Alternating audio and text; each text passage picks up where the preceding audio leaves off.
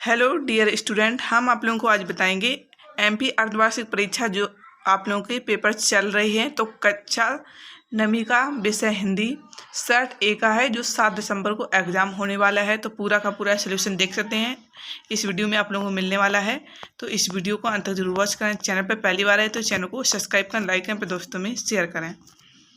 दोस्तों देख लेते हैं, इसमें आपके निर्देश सभी प्रश्न अनिवार्य हैं, बाकी के निर्देश आप लोग पढ़ लीजिएगा।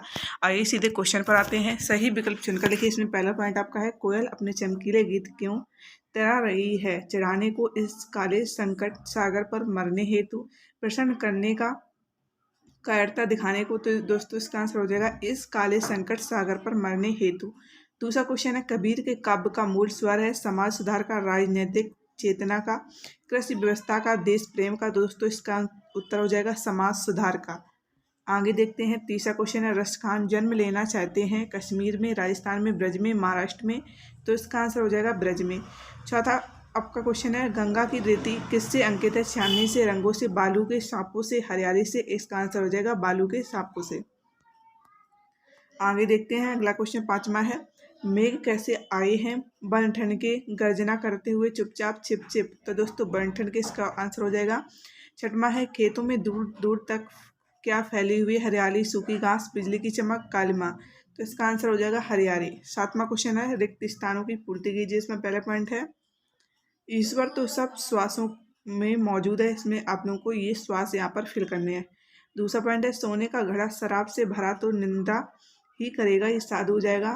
पच विपच के कारण सारा संसार भ्रम पड़ा है, ये आपका आंसर हो जाएगा। मैंने माँ से यमराज के घर का पता पूछा। पांचवा है, सच्चे प्रेम को जब प्रेमी मिल जाता है तो सब विष हो जाता है, यानी विष। तो यहाँ पर आपको फिल करना है। अगला छठवां, क्या सारे खिलौने काले पहाड़ के दब, यानी आपको नीचे यहाँ पर फिल करना, पहाड़ के नीचे दब गई। क्वेश्चन नंबर 8 है, सही जोड़ी बनाइए। का और खा, आचार्य महावीर प्रसाद मूर्ख मन्ना, उपन्यास सम्राट, सरस्वती पत्र का कोई अंक वाले, यात्रा का सजीव चित्र, आंचलिक, उपन्यास, नाटक, यात्रा व्रत।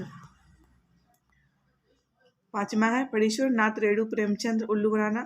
उत्तर दोस्तों देख लेते हैं इसके, आचार्य महावीर प्रसाद, सरस्वती पत्र का प्रेमचंद, उपन्यास यात्रावत हो जाएगा, यात्रा का सजीव कई अंक वाले, आंचलिक हो जाएगा, नाटक उपन्यासकार हो जाएगा, फणीश्वर नाथ रेणु मूर्ख बनाना।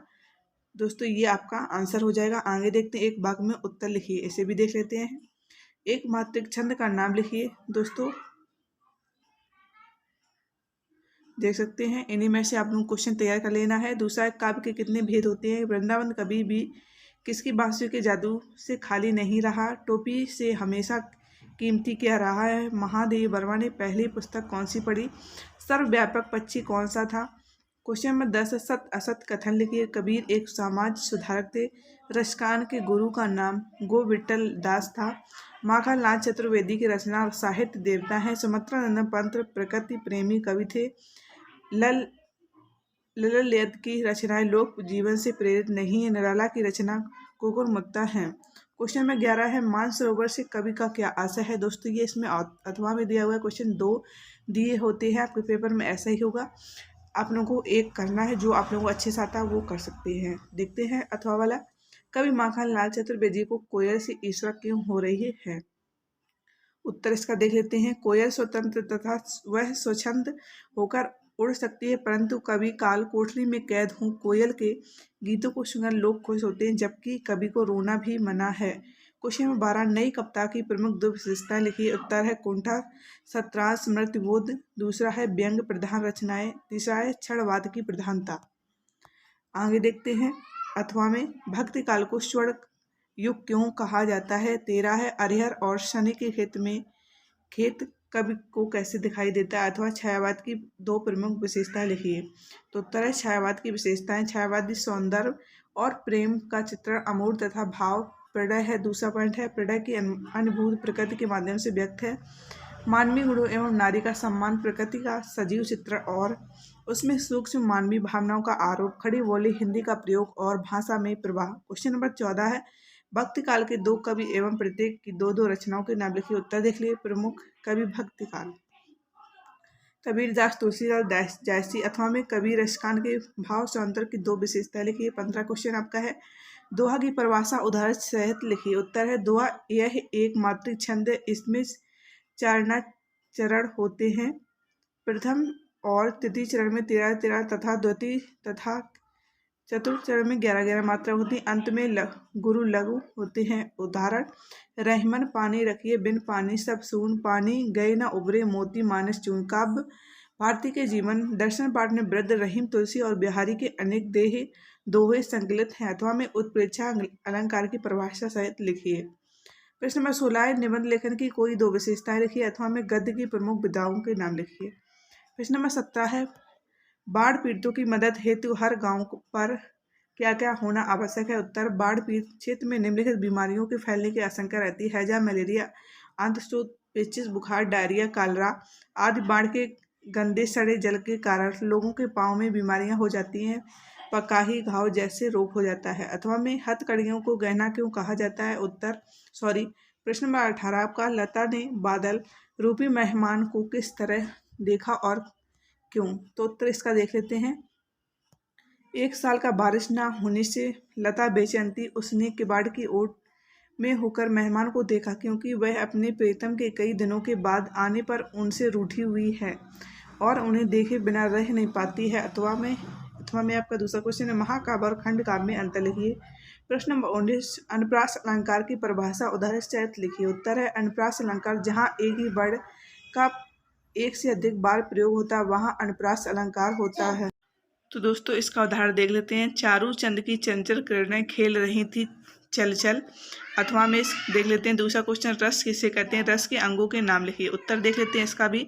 काव्य के पढ़ने सुनने अथवा देखने से आनंद की अनुभूति होती है, उसी को रस कहते हैं। रस के कार की आत्मा कहा जाता है। रस के अंग अवयव स्थायी भाव, विभाव, आलंबन, उद्दीपन, अनुभाव, संचारी भाव। Question number 20। प्रेमचंद के साहित्य की कोई दो विशेषताएं लिखिए। उत्तर है प्रेमचंद की साहित्य की विशेषताएं। प्रेमचंद का साहित्य बहुत व्यापक है। उनका भाषा सरल सजीव है। उनका साहित्य यथार्थता पर आधारित है। अथवा में है दोस्तों एकांकी की कोई दो विशेषता लिखिए। 21 नंबर क्वेश्चन आपका है। छोटी बच्ची को बैलों के प्रति प्रेम क्यों उमड़ आया। उत्तर देखिए। छोटी बच्ची की माँ मर चुकी थी। सौतेली माँ उसे मारती थी, सताती थी। वह उसके साथ अच्छा व्यवहार नहीं करती थी। वह बच्ची अपने से बिछड़ने का दर्द जानती थी। ठीक इसी तरह हीरा मोती भी अपने से बिछड़ने और गया के अत्याचार से दुखी थे, इसलिए दोनों बैलों व छोटी बच्ची के बीच सहानुभूति पैदा हो गई। इसी कारण यह रोज हीरा मोती का एक एक रोटी खिला जाती थी। अथवा में मुहावरे एवं लोकोक्तियों में अंतर लिखिए। उत्तर मुहावरे और लोकोक्तियों के निम्नाक्षर अंतर होता है। इसमें देखिए पहला पॉइंट मुहावरा वाक्यांश होता है, जबकि लोकोक्ति पूर्ण वाक्य होती है। दूसरा मुहावरा अपने रूढ़ अर्थ के लिए प्रसिद्ध होता है, किंतु लोकोक्ति लोक में प्रसिद्ध उक्ति होती है जो भूतकाल का लोक अनुभव के लिए होती है। तीसरा मुहावरे में वाक्य के अनुसार परिवर्तन हो सकता है। क्वेश्चन नंबर 17 है आपका। ब्रजभूमि के प्रति कवि का प्रेम किन किन रूपों में अभिव्यक्त होता है। इसमें आपका चौथा पॉइंट है। मुहावरा किसी वाक्य का अंश बनकर रह जाता है, लेकिन लोकोक्ति का प्रयोग स्वतंत्र एवं अपने आप में पूर्ण इकाई में होता है। तो 3 पॉइंट यहाँ पर आ गए। क्वेश्चन यहाँ पर इसलिए कोई बात नहीं, आप लोग 4 पॉइंट दिए गए लिख सकते हैं। क्वेश्चन नंबर 22 है। ब्रजभूमि के प्रति कवि का प्रेम किन किन रूपों में अभिव्यक्त होता है। अथवा मूक प्राणी मनुष्य से कम संवेदनशील नहीं होते हैं, पाठ के आधार पर स्पष्ट कीजिए। क्वेश्चन नंबर 23 है। निम्नलिखित आपतित गद्यांश को पढ़कर नीचे लिखे प्रश्न उत्तर लिखिए। तो दोस्तों ये पद्यांश आपका दिया है। भारत में ध्वनि प्रदूषण को दैनिक जीवन का एक हिस्सा माना जाता है और एक बड़ी सीमा तक हमने इसके साथ कहने के अभ्यस्त भी हो चुके हैं। इसलिए भारत में ध्वनि प्रदूषण के विरुद्ध सामाजिक चेतना का अभाव है।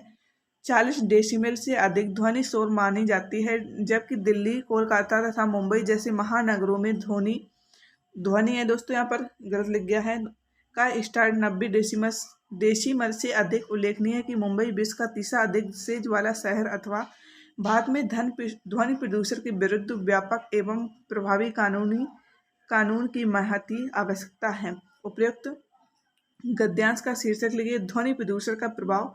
दूसरा है ध्वनि प्रदूषण क्या है। ध्वनि प्रदूषण वह प्रदूषण जो 45 डीबी से अधिक ध्वनि के कारण उत्पन्न होता है। तीसरा है उपयुक्त गद्यांश का सारांश लिखिए। तो दोस्तों इसका भी उत्तर देख लेते हैं। भारत हो या विश्व, आज के कई प्रकार प्रदूषणों के कारण समस्याओं से जूझ रहा। ध्वनि प्रदूषण भी वैश्विक समस्या है। अथवा में निम्नलिखित आपत्तित काव्यांश को पढ़कर नीचे लिखे प्रश्नों के उत्तर लिखिए। काव्यांश दिया हुआ है। इसके प्रश्न है हमारी सभ्यता पर लोग क्यों हंस रहे हैं, पाश्चात्य देश।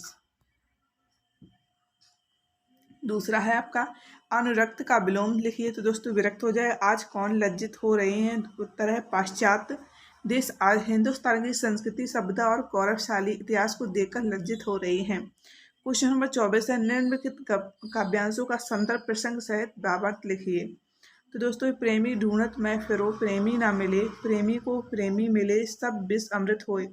संदर्भ है उपयुक्त पंक्तियां कवि द्वारा रचित साखी और शब्द से ली गई हैं। प्रसंग अमृत, भक्ति, मुक्ति, आनंद, पुण्य और सद्भावना का प्रतीक है। प्रभु भक्ति से पुण्य का उदय होता है। व्याख्या भावार्थ कबीर कहते हैं कि मैं सच्चे ईश्वर के भक्त को ढूंढ रहा हूँ, पर ऐसी कोई प्रेमी नहीं मिला जो भगवान का सच्चा प्रेम हो। जब मुझे सच्चा भक्त मिला तो मेरे पाप पुण्य में बदल गए। दुर्भावनाओं बुराइयां जैसा विष अच्छाइयां को मृत है। अथवा में निम्नलिखित गद्यांश की संदर्भ प्रसंग सहित विशेष सहित व्याख्या लिखिए। इसमें दोस्तों ये आपका गद्यांश, इसे भी आप लोग रीड कर सकते हैं। उत्तर देख लेते हैं। संदर्भ प्रस्तुत गद्यांश उपभोगवाद की संस्कृति पाठ से लिया गया। इसके लेखक श्यामचरण दुबे हैं। प्रसंग है परंपराओं का अवमूलन, आस्थाओं का क्षरण हुआ, हमारी नई संस्कृति अनुकरण की संस्कृति है, अधि प्रतिस्पर्धा में प्रतिष्ठा को खो रही है। व्याख्या आशय हमारी संस्कृति की नियंत्रण शक्तियाँ कमजोर होती जा रही हैं। हम ये नहीं समा रहे कि हमें जियो अपनाना और क्यों छोड़ना है। क्वेश्चन नंबर आपका 25 है महादेव वर्मा की भाषा शैली की विशेषताएं लिखिए। प्रश्न नंबर 26 निम्नलिखित में से कोई एक अनुचित लेखन कीजिए।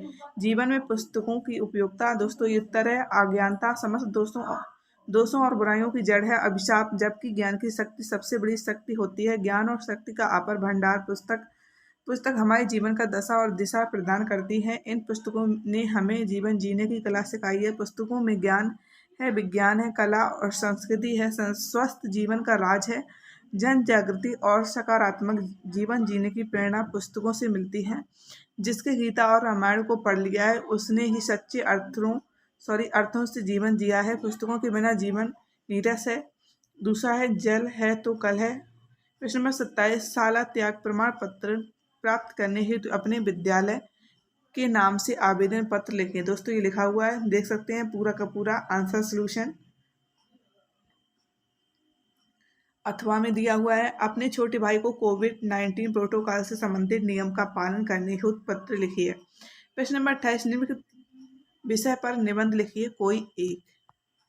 तो दोस्तों देखिए विद्यार्थी जीवन, वृक्षों का महत्व, कंप्यूटर, आधुनिक युग का वरदान, मेरी प्रिय पुस्तक। तो दोस्तों ये आप लोग 100% आप लोग इन्हीं में से क्वेश्चन आंसर जरूर आएंगे। तो दोस्तों इस वीडियो उम्मीद है आप लोग काफ़ी हेल्प मिली होगी। अगर वीडियो अच्छा लगा तो वीडियो को लाइक करें, साथ ही आप लोग कमेंट करें नेक्स्ट सब्जेक्ट आप लोग कौन सा चाहिए, तो आप लोग कमेंट करके बता सकते हैं। हम आप लोगों को जल्द से जल्द प्रोवाइड करवाएंगे इसी चैनल के माध्यम से। दोस्तों मिलते हैं नेक्स्ट वीडियो के साथ।